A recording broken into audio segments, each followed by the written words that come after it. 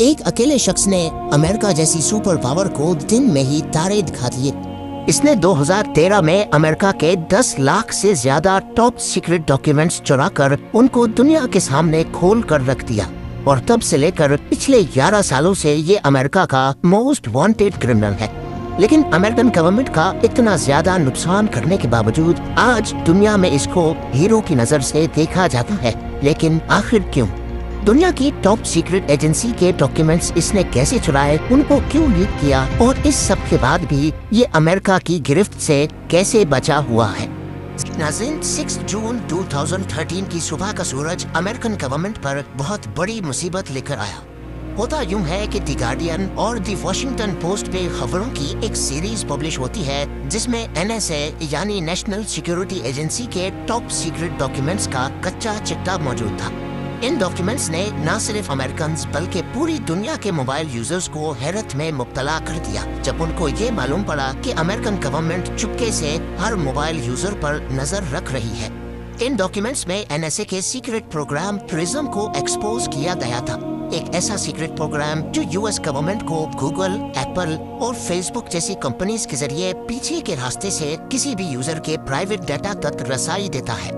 इसके अलावा उनके पास एक सीक्रेट कोड ऑर्डर है जिसके जरिए वो करोड़ों वेराइजन कस्टमर्स का डाटा भी एक्सेस कर सकते हैं। वेराइजन अमेरिका में मोबाइल ऑपरेटर है जैसे इंडिया पाकिस्तान में एयरटेल और यूफोन। इसके बाद लीक किए गए डॉक्यूमेंट्स में प्रेसिडेंट ओबामा की तरफ से लिखा गया 18 सफ़ों का एक मेमो भी मौजूद था जिसमें ओबामा इंटेलिजेंस ऑफिशियल से बैरून मुल्क टारगेट्स की लिस्ट मांग रहे हैं जिन पर साइबर अटैक करना है। और ये तो सिर्फ लीक डॉक्यूमेंट्स की शुरुआत थी। नेशनल सिक्योरिटी एजेंसी ने हांगकांग और चाइना की मिलिट्री के कंप्यूटर्स हैक किए, एंजेला मार्केल का फोन टैप किया जो उस वक्त जर्मनी की चांसलर थी। British government communication headquarters GCHQ अपने शहरियों पर नजर रखने के लिए एक प्रोग्राम चला रहे थे और लीक डॉक्यूमेंट्स में NSA और GCHQ की बातचीत सामने आई जिसमें दोनों इदारे तरीके ढूंढ रहे थे कि कैसे लोगों को धोखा दिया जाए, प्रोपेगेंडा किया जाए और सोशल मीडिया के जरिए कैसे लोगों पर अपना असर और रसूख रखा जाए। शुरुआत में तो किसी को भी मालूम नहीं था कि ये डॉक्यूमेंट्स किसने लीक किए और क्या ये वाकई सच्चे भी हैं या नहीं, क्योंकि न्यूज एजेंसीज अपनी खबर का सोर्स बताने की पाबंद नहीं होती। लेकिन इसके ठीक 3 दिनों के बाद एक शख्स सामने आता है जो इन टॉप सीक्रेट डॉक्यूमेंट्स को लीक करने की जिम्मेदारी लेता है।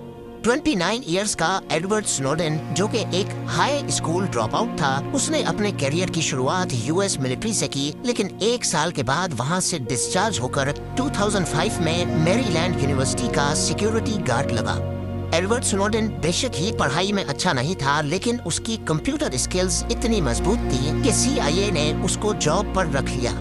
CIA के साथ कुछ साल बिताने के बाद 2009 में अमेरिकन टेक जायंट डेल ने उसको हायर कर लिया।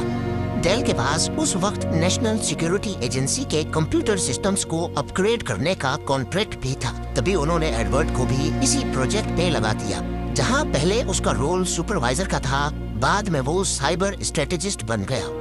यहाँ तक तो एडवर्ड स्नोडेन CIA और NSA के लिए हीरे की मानंद था। तो फिर आगे ऐसा क्या हुआ जो उसको इन्हीं एजेंसीज की तरफ से गद्दार कहा जाने लगा? असल में एडवर्ड का साइबर स्ट्रेटेजिस्ट से गद्दार बनने के पीछे एक वाकया हुआ था। NSA के कंप्यूटर्स ऑपरेट और अपग्रेड करने के दौरान एडवर्ड को मालूम पड़ा कि नेशनल सिक्योरिटी एजेंसी के पास किसी भी मोबाइल यूजर का पर्सनल डेटा एक्सेस करने की पावर मौजूद है।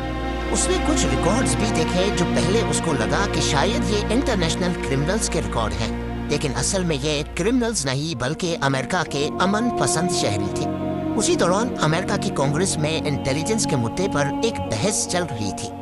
रॉन वाइडन जो कि एक अमेरिकन पॉलिटिशियन हैं, उन्होंने भरी कांग्रेस में नेशनल सिक्योरिटी एजेंसी के डायरेक्टर जेम्स क्लैपर से एक सवाल किया कि आपकी एजेंसी अमेरिकन का डाटा इकट्ठा करती है या नहीं। कांग्रेस का ये सेशन नेशनल टेलीविजन पर भी ब्रॉडकास्ट हुआ। जेम्स क्लैपर ने करोड़ों लोगों के सामने बोला कि नहीं, हमारा काम सिर्फ फॉरेन इंटेलिजेंस है। एडवर्ड स्नोडेन उस वक्त टेलीविजन पे अपने डायरेक्टर को साफ साफ झूठ बोलता देखकर हैरत में पड़ गया। उसको इतना गुस्सा आया कि 3 दिनों के बाद उसने डेल की जॉब को छोड़ दिया जहां से वो सालाना $2 लाख कमा रहा था। 2013 میں اس نے ڈیل کو چھوڑ کر بروس ایلن ہیملٹن کو جوائن کیا، جو کہ US ملٹری، CIA اور NSA کے لیے کام کرتی تھی۔ یہاں پر بھی اس کو NSA کے ہی ایک پروجیکٹ پہ لگا دیا گیا۔ نیشنل سیکیورٹی ایجنسی کا کہنا ہے کہ ایڈورڈ نے ہمارے سسٹم سے اتنی فائلز چرائی ہیں کہ ان کا اندازہ لگانا بھی مشکل ہو رہا ہے، کیونکہ ان کی تعداد 20 لاکھ سے بھی زیادہ ہو سکتی ہے۔ لیکن ایڈورڈ نے ایسا کیا کیا جو وہ ٹاپ سیکرٹ ایجنسی کی فائلز کاپی کر گیا، وہ بھی کسی کو بھنک پڑے بغیر؟ حیرانی کی بات یہ ہے کہ اس کام کے لیے اس نے کسی پیچیدہ ہیکنگ ٹولز کا استعمال نہیں کیا، بلکہ یہ سارا کام ایک چھوٹی USB ڈرائیو سے کیا گیا۔ پر آخر کیسے؟ کیونکہ نارمل آفیسز میں ہی ڈیٹا چوری ہو جانے کے ڈر سے خاص طور پر USB ڈرائیوز پر پابندی ہوتی ہے۔ دوسرا یہ کہ کسی بھی کمپنی کے سسٹم میں جہاں کانفیڈینشیل ڈیٹا ہوتا ہے، وہاں ہر امپلائی کے پاس ڈیٹا ایکسس کرنے کی اتھارٹی نہیں ہوتی۔ یہ تو پھر بھی نیشنل سیکیورٹی ایجنسی کے کمپیوٹرز تھے جن کی سیکیورٹی کا کوئی توڑ نہیں ہوتا۔ ایڈورڈ سنوڈن نے یہ کام کرنے سے پہلے اپنے بھاگنے کا پلان بنایا اور اپنی لوکیشن کا فائدہ اٹھایا۔ کیونکہ وہ بروس ایلن ہیملٹن کی طرف سے NSA کے پروجیکٹ کے لیے ہائر کیا گیا تھا، اسی وجہ سے اس کو ہوائی میں NSA کے میری لینڈ ہیڈ کوارٹر سے 5000 میل دور رکھا گیا تھا۔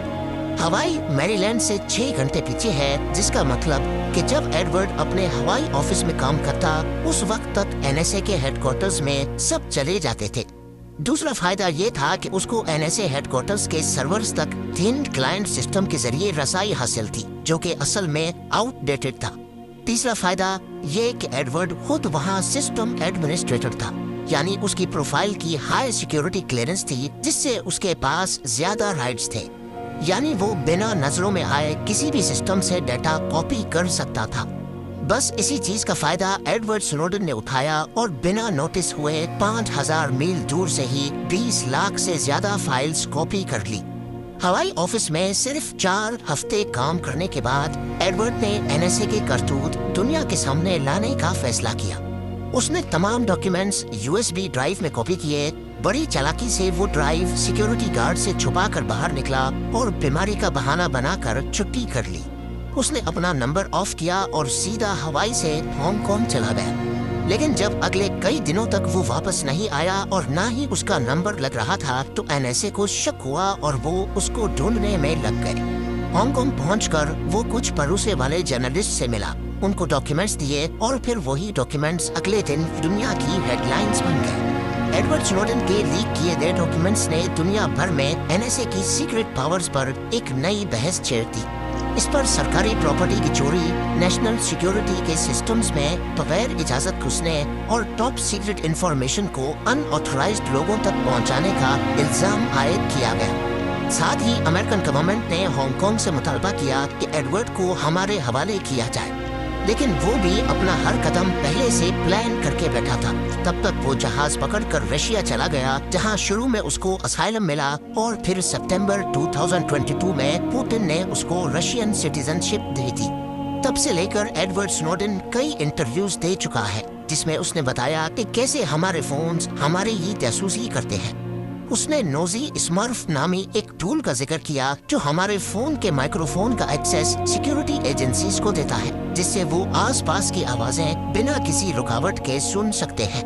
کچھ لوگ ایڈورڈ سنوڈن کو غدار سمجھتے ہیں، جبکہ کچھ کا ماننا ہے کہ وہ ایک ہیرو ہے جس نے NSA کا اصل چہرہ دنیا کے سامنے بے نقاب کیا۔ اس بارے میں آپ کی کیا رائے ہے؟ مجھے کامنٹ سیکشن میں ضرور بتائیے گا۔